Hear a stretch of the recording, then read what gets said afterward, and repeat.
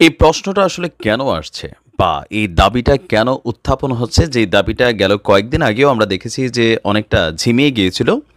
আবার এই দাবিটা সরব হচ্ছে যে অন্তর্বর্তীকালীন সরকারকে অনির্দিষ্টকালের জন্য সময় দেওয়া হবে না বা অনির্দিষ্টকালের জন্য অন্তর্বর্তী সরকারকে মেনে নেবে না জনগণ। এই দাবি করা হয়েছে বিএনপির পক্ষ থেকে। কেন আসলে বিএনপিটা করছে এটা নিয়ে কমেন্টে অনেকে লিখেছেন যে তাড়াতাড়ি ক্ষমতায় আসতে চায়, বাট এর পাশাপাশি একটু কারণ আছে। এই কারণটার প্রধান কারণটা হচ্ছে গেল যেই লম্বা একটা সময় হয়ে গেছে, প্রায় 1 মাস সামডেজ, এই সময়টার মধ্যে আসলে যেই পরিমাণ অ্যাকশন রিয়াকশন দরকার ছিল প্রশাসন থেকে শুরু করে প্রত্যেকটা জায়গায়, এই জিনিসগুলো কিন্তু আসলে পরিপূর্ণ হচ্ছে না। এটা প্র্যাকটিক্যালি এটা স্বীকার করতে হবে। আমি ডক্টর ইউনূস সাহেবের খুবই কি বলা হয় যে একজন কঠিন সাপোর্টার, বাট প্রথম থেকে শুরু করে এই লম্বা সময়টাতে আপনি যদি একটু দেখেন, সারা বাংলাদেশে সবচেয়ে ঝামেলা হচ্ছে আমাদের এখানে আইন শৃঙ্খলার খুবই অবনতি হয়েছে। এটার কোনো ডেভেলপমেন্ট হচ্ছে না, নাম্বার ওয়ান। নাম্বার টু, আপনি যদি দেখেন বাজারে যে অসহিষ্ণু দ্রব্যমূল্যের দাম, এটাও কিন্তু কন্ট্রোল হচ্ছে না, কোনোভাবেই হচ্ছে না। ভারতে ইলিশ রপ্তানি বন্ধ, কিন্তু ইলিশ বাংলাদেশের বাজারে আগুন।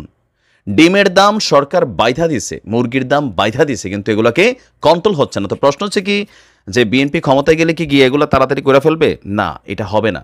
তারপরেও এবার আসেন যে কেন আসলে বিএনপির এই অসহিষ্ণু মেন্টালিটিটা তৈরি হচ্ছে। এটা মূল কারণ, বিএনপির মধ্যে একটা ভয় হচ্ছে এই মুহূর্তে প্রশাসনে যারা বসে আছেন অথবা অন্তর্বর্তীকালীন সরকারের যারা উপদেষ্টা হিসেবে দায়িত্বপ্রাপ্ত আছেন, এদের মধ্যে অধিকাংশই 111 সরকারের সময় যারা এই উপদেষ্টার দায়িত্ব পালন করছে। তো 111 সরকার কি করছে? বিএনপির বরাবরই দাবি ছিল যে 111 সরকার, মঈনুদ্দিন বা ফখরুলরা তখন মানে সেফ এক্সিটের জন্য একটা কালো চুক্তি করছিল আওয়ামী লীগের সাথে, যে আওয়ামী লীগের তারা ক্ষমতা এনে দিবে আর পাশাপাশি তারা সেফ এক্সিট নেবে। তো দিন শেষে মানুষ এটাই দেখছে যে ওই মানুষগুলো চলে গেছে। তারপরে এই 111 সরকারের যারা কুশীলভ ছিল, এখানে -2 ফর্মুলা এই উপদেষ্টারাই করছে, এটা বিএনপির বরাবরই দাবি। সেই -2 ফর্মুলাটার আরও একটা দৃশ্যপট দেখতে পাচ্ছে বিএনপি। কেন? এই মুহূর্তে আপনি দেখেন তারেক রহমান তিনি কিন্তু দেশে নাই, শেখ হাসিনা তিনিও দেশে নাই। তাহলে দেশে আছে কে? বেগম খালেদা জিয়া তিনি কার্যত মাঠে নাই। শক্তিশালী কোনো রাজনৈতিক দল নাই। আওয়ামী লীগের মধ্যে এই মুহূর্তে প্রাণ নাই। বিএনপি পন্থীরা খুব বেশি মার্কেটে নামতে পারতেছে না। জামাতের সাথে আবার তাদের বিভাজন আছে। এখন এই পরিস্থিতিটা যদি লম্বা সময় চলতে থাকে, আপনি যদি যারা সোশ্যাল মিডিয়াতে খুব বড় বড় বিশ্লেষক আছেন তাদের কথাবার্তাগুলো শুনেন, সবাই কিন্তু একটা সংকেত ফিল করছে যে আবার কি প্রো আওয়ামী লীগ একটা গভর্নমেন্ট এই ডক্টর ইউনূসকে সামনে রেখে পেছন থেকে তৈরি হচ্ছে কিনা, এটা আসলে বিএনপি ভয় পাচ্ছে। আর এই ভয়টার যৌক্তিক কারণগুলো হচ্ছে ওই যে 111 সরকারের কুশীলভরা আবারও এখন উপদেষ্টা পদে আছে, এটা একটা জিনিস। আর সেকেন্ড হচ্ছে প্রশাসনের বিভিন্ন জায়গায় আওয়ামী লীগ সরকার কর্তৃক নিয়োজিত মন্ত্রী, আমলা, সচিব, বিভিন্ন সেক্টরে যারা দায়িত্বশীল ছিল তাদেরকে বরখাস্তের যে পরিমাণটা সেটা 1001%। বেশিরভাগ যেটা হচ্ছে বদলি। তো বদলি তো ফ্যাক্ট না। একজন আওয়ামী লীগের বড় নেতা সামহাও বা বড় একজন প্রশাসনিক আমলা, তিনি এটা থেকে ওইটা যাচ্ছেন, এটা থেকে ওইটাই আসতেছেন। এটা হচ্ছে বিএনপির হেডেকের অংশ, যে না আওয়ামী লীগ তো এখনও ভাই প্রশাসনের সেট আপ আছে। এর মাঝখানে সাবেক প্রধানমন্ত্রী শেখ হাসিনা তিনি আওয়াজ দিচ্ছেন যে সীমান্তের কাছে চলে আসছে, চট করে ঢুকে যাব। এটাকে আপনি একজন অডিয়েন্স হিসেবে হালকা নিলেও যারা এটাকে বোঝার তারা কিন্তু এটাকে খুবই সিরিয়াসলি নিচ্ছে। আর এখন এই যে চট করে ঢুকে যাব, এই পরিবেশে যদি আওয়ামী লীগ চট করে ঢুকে যায়, আপনি ফেসবুক থেকে তার স্বাধীন করবেন না। সমন্বয়কদের মধ্যে বিভাজন হয়ে গেছে। আপনি দেখেন মারামারি পিটাপিটি শুরু হয়ে গেছে, ভাগাভাগি বন্যার টাকা নিয়েও কত অ্যাক্টিভিটি শুরু হয়ে গেছে। এগুলো কিন্তু এখন আর নাই, ওই একতাটা নাই। তা আওয়ামী লীগ যদি আসলেই ঢুকে যায়, এই জিনিসটারে কন্ট্রোল করা খুবই কষ্ট হবে। বিএনপি কোনটা ভাবে, যদি আওয়ামী লীগ ঢুকে প্রশাসন সজাগ করবে, পুলিশ সজাগ করবে, সেট আপটা টোটালি আওয়ামী লীগের এখনও। এটার কারণে তারা ভয় পাচ্ছে যে এই পরিস্থিতিটা যদি দীর্ঘ সময় চলতে থাকে তাহলে বিএনপির নেতাকর্মীদের বিরুদ্ধেও কিন্তু এখন ধরপাকড় হচ্ছে, বিভিন্ন জায়গায় মার্ডারও হয়েছে, আওয়ামী লীগ গোপালগঞ্জে শক্তিশালী হচ্ছে।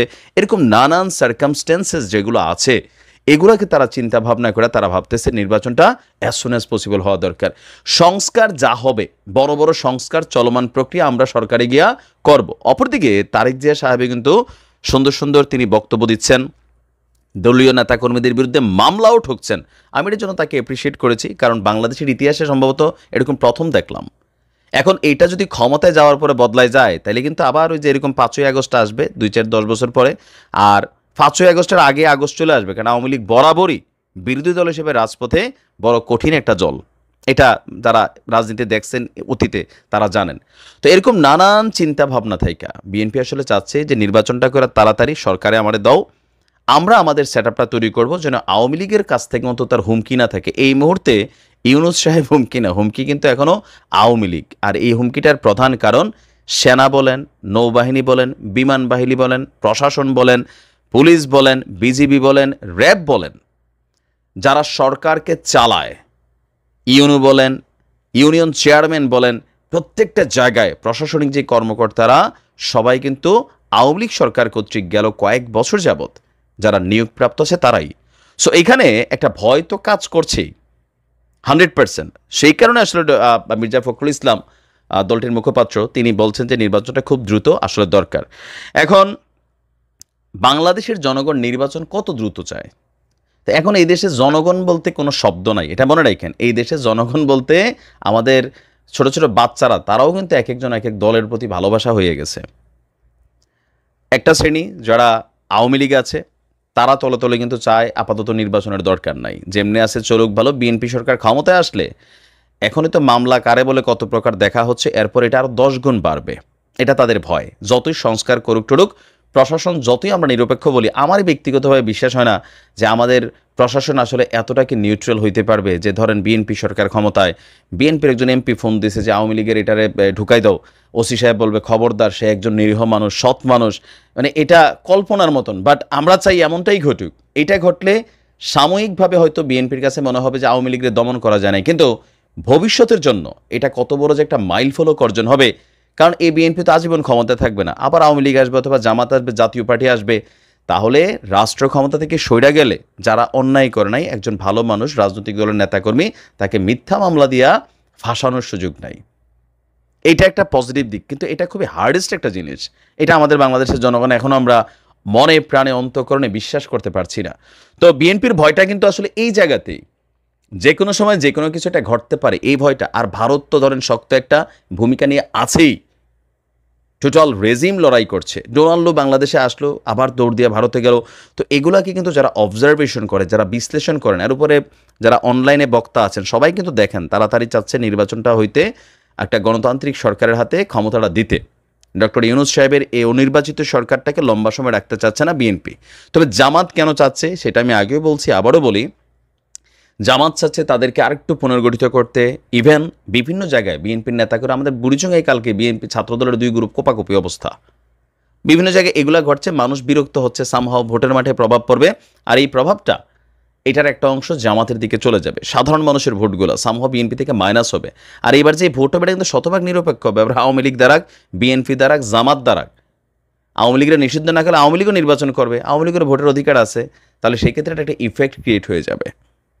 তো দেখা যাক আসলে পরিস্থিতি কোন দিকে যায়।